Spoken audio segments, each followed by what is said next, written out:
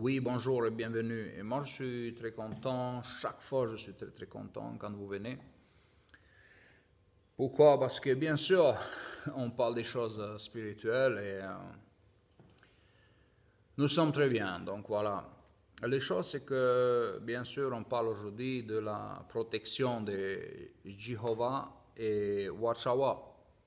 Donc, moi, j'aime bien quand les témoins de Jéhovah ils vous disent oui, mais tu sais, Jéhovah protège les membres et tout, etc. Et que le Watchtower protège aussi les membres comme personne d'autre. Mais quand on voit tous ces procès et quand on voit toutes ces histoires de Jéhovistes, nulle part au monde, jamais j'ai entendu quoi que ce soit. Nulle part j'ai entendu que les témoins de Jéhovah, ils auraient protégé leurs membres, ils auraient fait quelque chose. Seulement des empêchements qu'on fait. Eux, ils empêchent leurs propres membres d'aller sur Internet, ils empêchent les gens de rechercher sur eux. Ça c'est une protection. Eux, ils disent protection, on protège. Ce n'est pas une protection. Ça, c'est un empêchement. On empêche les gens d'évoluer. Parce qu'on les garde toujours comme des enfants, comme des débiles mentaux.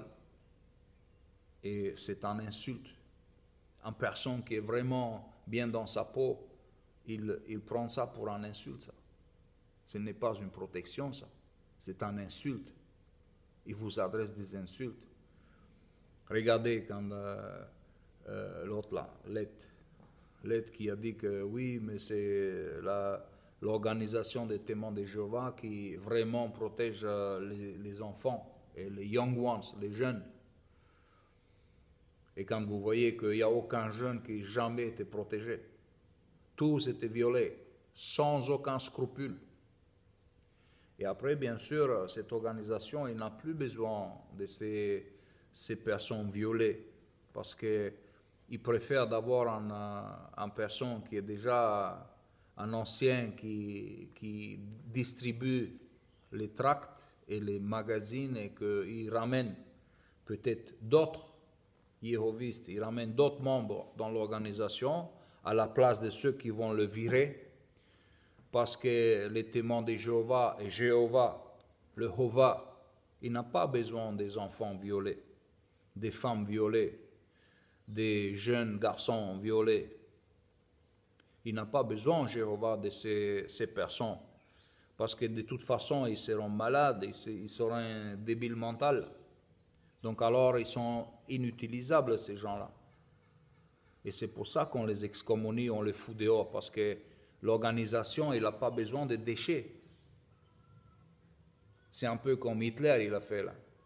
On n'a pas besoin de malades, de déchets, donc on préfère quelqu'un qui bon, il a violé un enfant ou je ne sais pas quoi là, mais peut-être ça va lui passer. Hein? Après, on les garde, parce que peut-être il ramène d'autres dans l'organisation. Et il distribue mieux les tracts, etc., que quelqu'un qui était violé, parce qu'il va être toujours débile dans sa tête. Il va avoir toujours des cauchemars. Alors ça, c'est la protection. Il protège les victimes de l'organisation. Comme il dit, voilà, les Jéhovistes, il dit, oui, mais le nom de Dieu, le nom de Jéhovah, c'est un grand tour. Mais cette tour n'accepte que les pédophiles et tous ces criminels.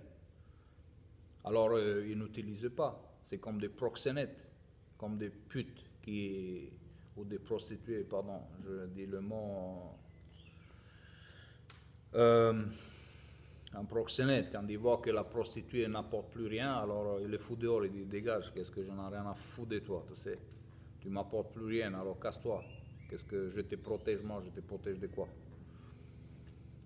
Et c'est un peu pareil, hein, parce que souvent, ils sont protégés, mais ils ne sont pas du tout protégés. Hein, parce qu'ils sont battus, ils mettent un coup de rasoir ou une lame de rasoir dans le visage, sur le corps. Et c'est où le proxénète? Il est nulle part, ils n'ont rien à foutre. Il roule dans son Rolex comme Samuel Heard. Hein. Et voilà, ça c'est la protection jéhoviste. Mais vous savez, c'est le pire dans ça qu'on fait en propaganda. J'aime bien cette broadcast qu'ils font avec l'avocat qui dit oui, mais il déclare des procès qui personne qui sait parce que c'est tellement insignifiant qu'on s'en fout de ça. Il n'y a personne qui... On n'a rien à foutre de ce procès de je sais pas quoi là. Que de toute façon, c'était 50-50. C'était il fallait jeter avec le dé. C'est comme au foot, le penalty. Quand le match est nul ou égalité, il faut tirer le penalty parce qu'on ne sait pas. Il faut faire un gagnant. Alors, je ne sais pas, il faut que ça décide. Hein. Alors, on jette les dés. Et alors, ils ont gagné un procès insignifiant. Il dit que Jéhovah, il a protégé l'organisation et que lui, il protège dans des procédures. Mais on voit le gros mensonge comme il essaye d'induire les gens en erreur quand on voit le procédé en Russie. Je me pose la question, c'était eux, c'était Jéhovah, comme ils disent.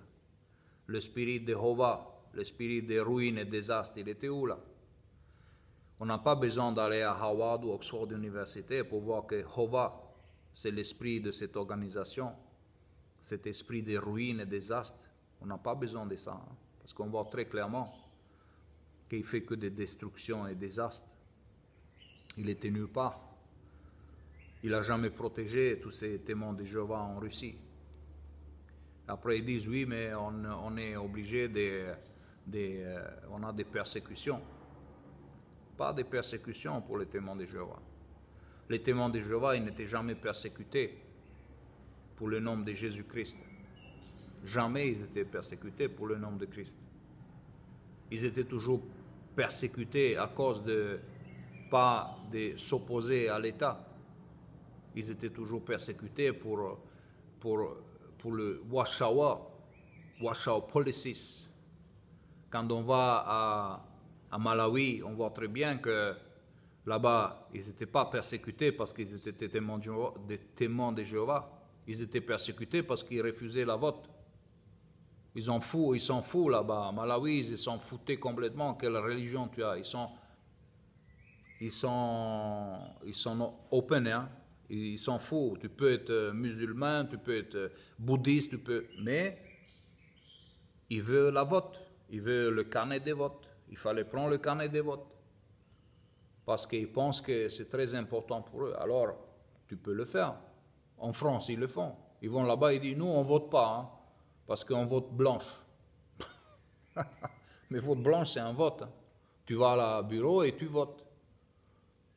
Parce que si tu pas votes contre lequel qui était élu, ben tu as voté pour lui, en fait. Parce que tu n'as pas voté contre lui. Tu étais vote blanche. Donc, c'est influencer le résultat. Même si tu ne votes pas. Ça ne va rien dire, ça. Dis, oh, je ne vote pas. Ah, je suis neutre. Ce n'est pas vrai. Quand tu vas là-bas et tu prends ton ticket que tu mets là-dedans, tu as voté. Tu étais présent et tu as voté. Tu as permis la lotte d'être élu. Alors, ils votent parce que c'est obligatoire. En France, c'est obligatoire. Alors, bon, nous, on va voter, mais on vote blanche. Hein. Alors, c'est leur neutralité dit oui, mais on a voté blanche. Voilà. Et ça, c'est une organisation qui dit que, voilà, nous sommes l'organisation de Dieu.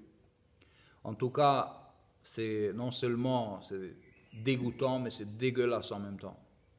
Et je peux plus rajouter grand-chose à ça parce qu'il n'y a pas de mots pour ça. Il n'y a pas de mots quand on mélange les choses. On dit oui, Jéhovah protège l'organisation dans le procès, etc. On va dans tous les secteurs. C'est un échec. Au contraire, on dévoile sur l'Internet tous ces mascarades, toutes ces choses misérables qu'ils font, les investissements, tout ça qu'ils ont fait dans le monde entier. Même dégoûtant de parler de ça, et dégueulasse. Donc voilà, moi je vous appelle au réveil. Réveillez-vous. Hein. Réveillez-vous parce que là, vous êtes très mal dans cette organisation. Je vois beaucoup de gens, je vois beaucoup de Jéhovistes ici. Là. Et ils sont dans un état lamentable quand on voit spirituellement dans quel état ils sont. spiritualité lamentable. C'est dégoûtant. Bon, réveillez-vous et je vous souhaite que Dieu vous bénisse. Amen.